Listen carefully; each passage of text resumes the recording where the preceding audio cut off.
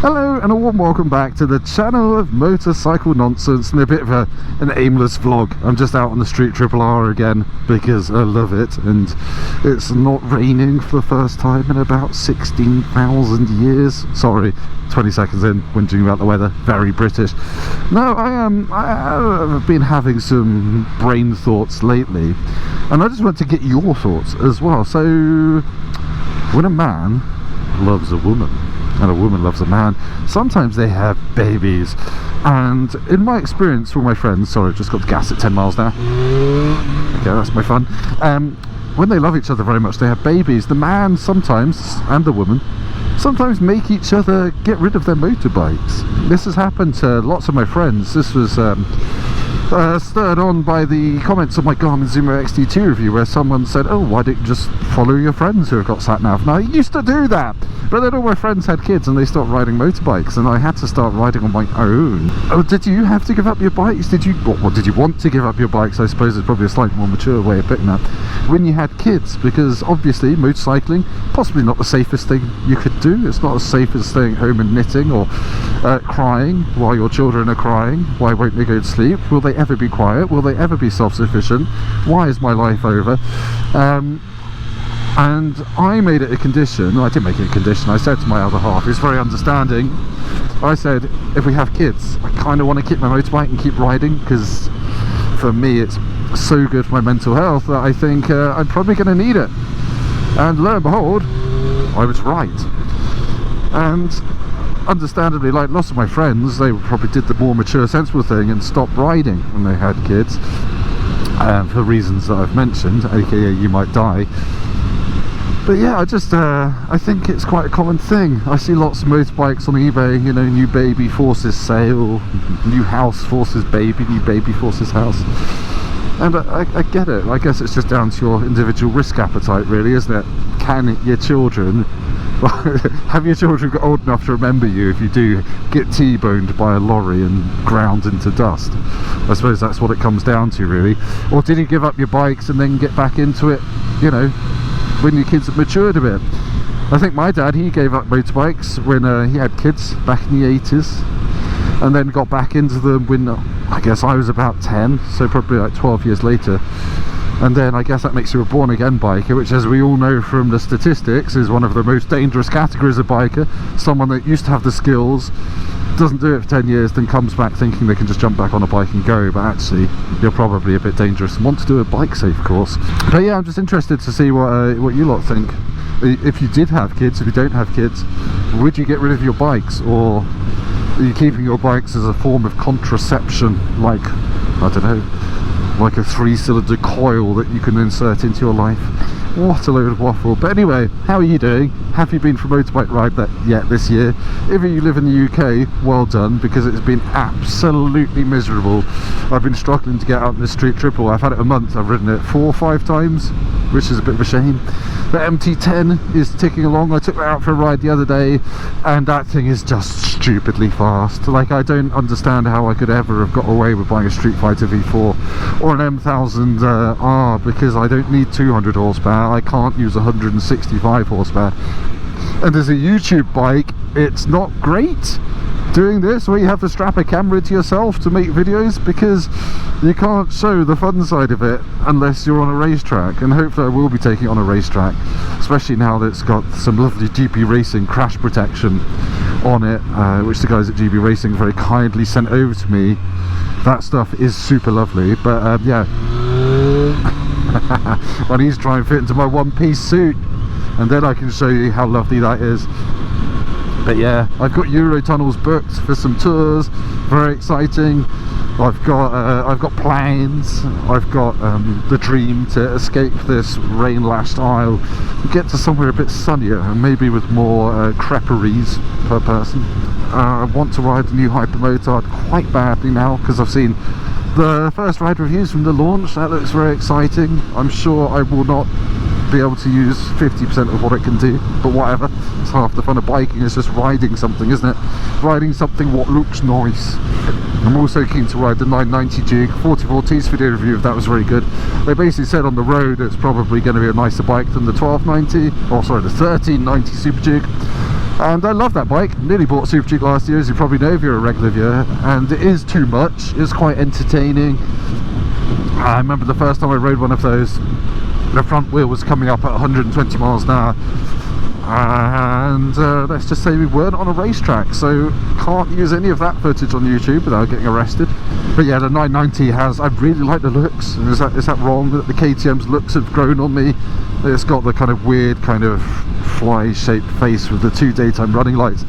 I actually really like that. I remember when it was announced, all the crusties on YouTube said, oh, I don't fancy cleaning that after a ride. Don't buy one then. So like, I get wound up by people that just think their opinion is the only one that matters. Like the Yamaha R-none, the news that broke this week. The R-none is being canned in the UK next year. It's been confirmed by Yamaha that they're not going to develop a new Euro 5 Plus version of the Crossplane 4 for the R-none, the 200 horsepower version, because well, they didn't say why, but I went on the website howmanyleft.com, and I think I've worked out how many Yamaha R-ones were sold in the UK last year in 2023. It's less than 50. Less than 50. It's like, I don't think they're going to homologate a new version of that engine just for the 50 people that buy them. Probably half of them being race teams anyway, who are going to strip the bollocks off it anyway. So yeah, and loads of people whinging in the comments saying, oh, they shouldn't have killed it. Do you own one? No. Were you going to buy one? No. But I think the MT10, I'm a bit confused about the future of the MT10. I've heard some rumours saying that's going to be killed off next year, and I've heard some rumours saying it's actually fine because it's got so many cats in it and everything now, and they sell so many MT10s in Europe that they have to make that Euro 5 Plus, whereas no one's buying litre super sports for the road anymore. So yeah, that's all a mixture of fairly predictable and depressing at people's reactions to it, but whatever. I gave into my inner man child the other day. I promised myself I'd do this back in November, but I've not been able to. I bought this is very, very, very sad, I bought a remote control car because I wanted to treat myself back in November, December time, but they've been out of stock since then, and they came back in stock in the middle of February, and I bought one. It does 50 miles an hour. It's an off-road short course truck. It's called the Yamaha because it's American designed, Chinese made, and it's really good. It does 50 miles an hour off-road. You can jump it, you can take it to the skate park and bash with it. And I've never had a remote control car before like this, a grown-up one, an adult one, which costs more than I should admit, but it's brought me joy. And frankly, it's not been motorbike weather. I've needed something to bring me joy, and it has brought me joy, so I don't actually regret it. And my brother's coming over this afternoon and we're going to go and play with it, which is quite exciting. But yeah, that's my sad admission out of the way. Should I be? That's one of those things, isn't it? It's like when you're a kid, you don't really want to admit that you do something because you feel that other people are going to think you're sad. I don't know if I care about that stuff anymore. I'm a grown up. I play computer games. Helldivers 2, very good. Go and check it out. But otherwise, yeah, motorbike life is good. I just need more of this, the glowing orb in the sky, to come and bless us with more days riding. Yes, so I'm trying to get a Tenere 700 in to ride because I've never ridden one, and I want to go and do some green laning when it dries up a little bit so I don't just crash immediately. And then hopefully new MT09 will be coming to me, and the new, I've said about the Ducati, some Hondas as well. There's a new CP1000R out this year. It's not going to be out until July apparently. That's one of those really overlooked bikes, least of all by me. I think I did a quick video on one a couple of years ago, but that's a really interesting bike. It's quite cheap for a litre naked bike. I think the last one was about £11,000-12,000, which is what the RS version of this costs, and it's got obviously 150 odd horsepower, and now it's got a later generation Fireblade engine in it, and I think it will just be quite a cool thing. And the Honda build quality, hopefully as exciting as the old one, which used to power wheelie everywhere and it didn't have an IMU, so that was entertaining if you were half asleep like I usually am. But yeah, other than that, I'm just holding out to do a few track days and do some touring. Well, I've done a Zumo XT2 review. If you've not watched that and you're interested in sat-navs, then yeah, that's one of my more recent uploads. Trying to make a sat-nav review interesting, quite hard. quite hard. So I think I just mentioned the fact that I once punched Prince Harry. So actually, oh yeah, have I ever told that story? It's not a very interesting story, but yes, once upon a time when I was at university, well actually no, before university I was at a school in Essex, a grammar school, but you didn't have to pay, you just had to be very clever. I wasn't, but I blagged my way in. So I did Army Cadets, and I really liked, well, CCF, Combined Cadet Force, proper, I sound very middle class now. But no, I did like Army Cadets, and I really liked it. I really liked the whole outdoorsiness, the running around with guns, the map reading, the self-reliance, and all that kind of good stuff. And then when I got to university, I joined the Officer Training Corps, which is like a drinking club with guns. Technically a part of the Territorial Army, or what was the TA. You're not going to pull out on me, are you, sir? No, madam. And so I did that. You got paid to go and do military training while being a student, and part of this, we were quite near Sandhurst because I went to university in Southampton, and we got a message from Sandhurst, which is where the proper soldiers go to be trained to be officers, and they wanted some people to act as rioting civilians in one of those fake those fake villages they use for fighting in built-up areas, Fibula training. And one of my schoolmates was actually at Sandhurst at the time, and he's in Prince Harry's platoon, and Prince Harry did his officer training, so he got to know Prince Harry really well. But anyway, I went to act as a rioting civilian for a week, getting paid to light fires and throw potatoes and stuff at these officers in training. And at one point I came face to face with Prince Harry, and I was meant to push him around. I punched him in the chest, which hurt because he had body armour on, and I called him a "see you next Tuesday" because I was in character as a rioting civilian.